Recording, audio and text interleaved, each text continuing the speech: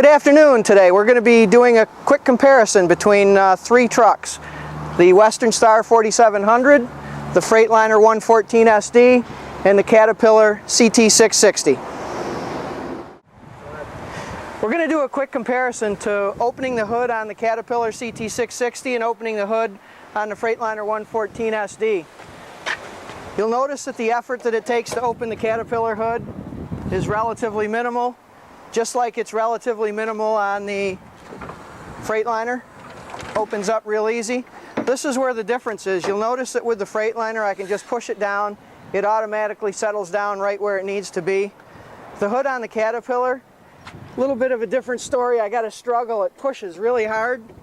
I actually have to push it because if I don't, it wants to pop back open on me. So I got to take a little extra effort. And if I'm going to be opening and closing the hood every day, checking my oil like I should, this could be an issue. We're going to do the hood latch test on the 114 and the 660. With the 114, one-hand operation is not a problem. On the CT660, notice when I open the hood, I can't open it. What I need to do is, it's a two-handed operation, so I need to push down and then take the unit off. Okay. We're going to take a quick comparison on the door openings for the Caterpillar CT660. This one measures about 33 inches. Decent sized door. However, has exterior door hinge, piano style hinge. A little bit outdated of a design. When you open the door, we'll take a quick measurement in here, and you'll see that, geez, we're only at about a 23.5-inch opening, so if you got a big guy trying to climb up in there, it's going to be a tight fit. Also notice that the door seal, there's only one door seal and it's on the cab, nothing on the door itself. Also, while we've got the door open, we're going to point out the fact that the treadle brake valve is a treadle design on the floor, which allows itself to get rusted very easily in a period of time, especially operating in upstate New York. And it also makes it very easy for items to get trapped underneath the pedal, thus making it unsafe.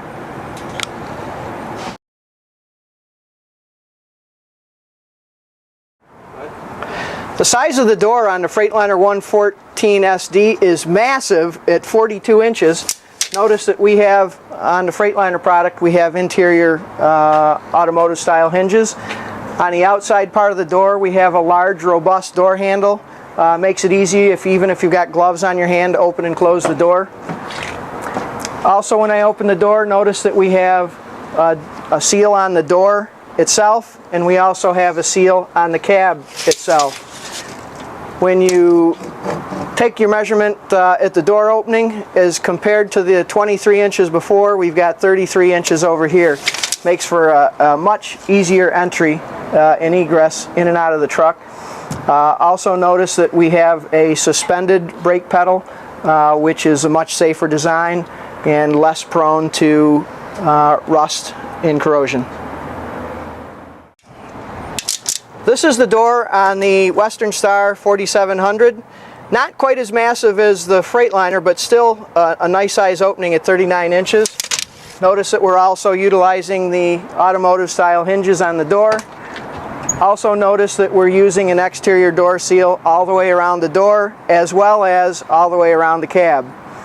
The opening for in and out of the truck is 31 inches. Again, not quite as robust as the Freightliner, but definitely more robust than the CT660. Also notice that the Western Star utilizes the same technology in the brake valve, using the suspended style. Good. I'm inside the cab on the CT660, and I'm getting an inside measurement of approximately 63 inches. It's a pretty tight cab in here, and I feel like things are closed in. My view out the windshield is decent, but it's a fairly narrow windshield from top to bottom comparatively to what I'm used to when I'm in the Freightliner and Western Star product. Also, as far as the ergonomics go, some of the switches that are on the wing system in the radio are placed oddly and is not at a comfortable place and where I would think that they should be in a truck. It takes my eyes off the road to have to operate some of the switches. Also, the control for the transmission, putting it in drive, neutral, changing gears, is not in front of me. It's actually beside me on the seat. And while you think that might be handy, I actually have to take my eyes off the road, look down, and move my armrest out of the way to see what I'm doing. So, not a good thing in my opinion.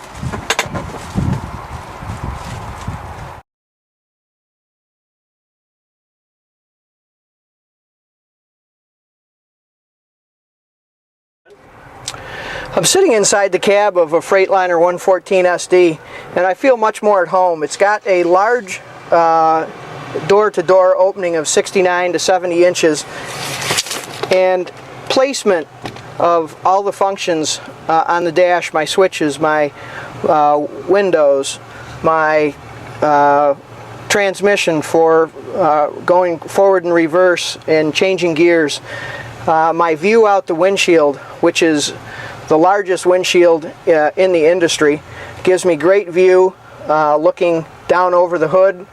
Also, my driver's side door and passenger side door from top to bottom are much deeper than what was in the CT660, giving me a great view of what's out the side.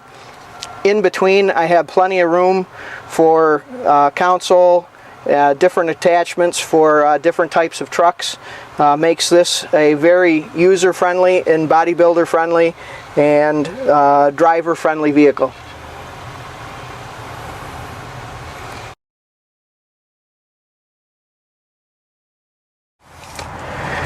I'm now sitting inside the interior of a Western Star 4700, and it's just as wide as the Freightliner at 69 to 70 inches.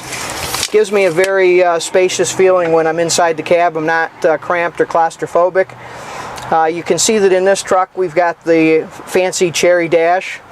While the visibility out the front windshield and side windshields are not quite as good as with the Freightliner product, still is very good.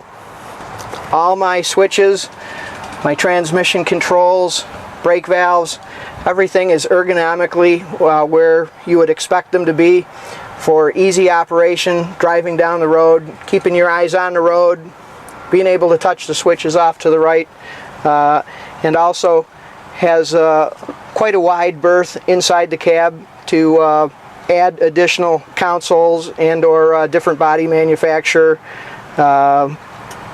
equipment.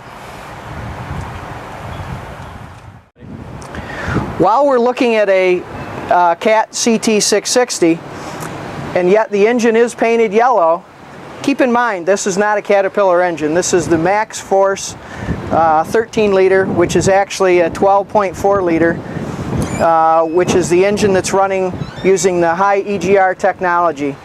As you're looking through the engine, you can see the belt has a Caterpillar, or has a international part number. The radiator has Navistar part number. When you open the door, the tag says that it was built at a Navistar factory. Everything about this Caterpillar truck is Navistar.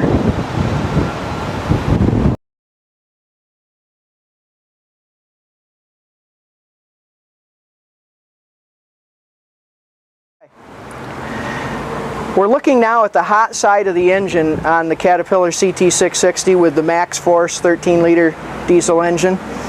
It is kind of busy, but most trucks these days are busy. We've got, again, a lot of housings and castings that specifically say MAN, which denotes to the engine being a Max Force and not an actual Caterpillar engine. Also, we take a look at the piping, the turbos. There's actually 2 turbos on this engine, and you know what 2 turbos mean, twice the trouble.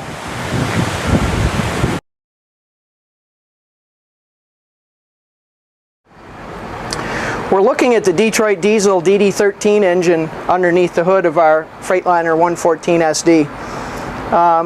Notice that with Freightliner and Detroit, everything has been engineered at the factory to go hand in hand.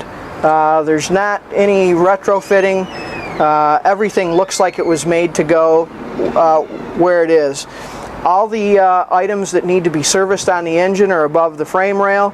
Everything is compartmentalized. We have fuel systems in the back, oil systems in the middle, coolant systems up front. All the tolerances for the fan and the cooling system have been tightened up because they've got the system on a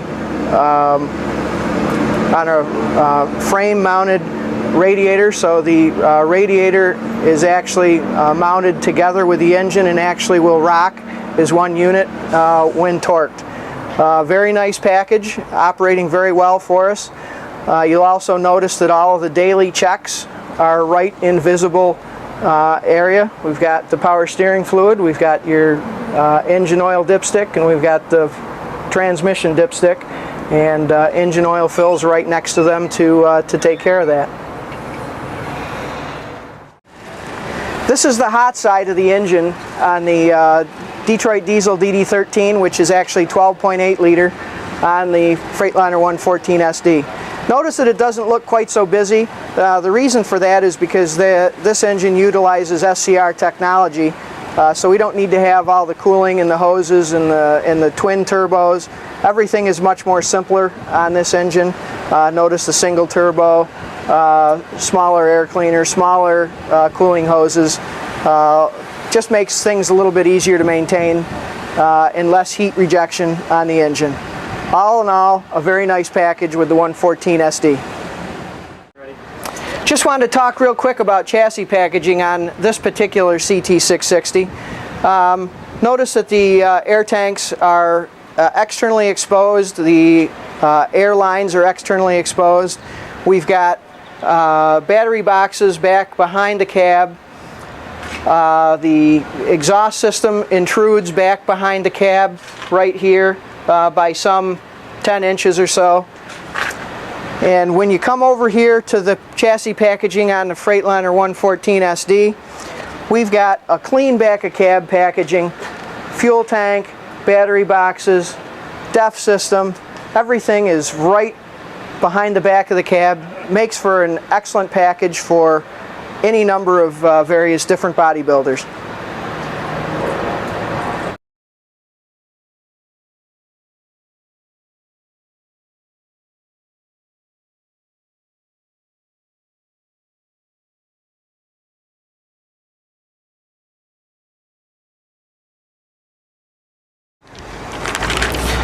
We're going to talk a little bit about the visibility from the front end of the Caterpillar CT660. The dimension that we had as you're sitting in the seat to where you can see out here is 135 inches from the front of the bumper to where you can see.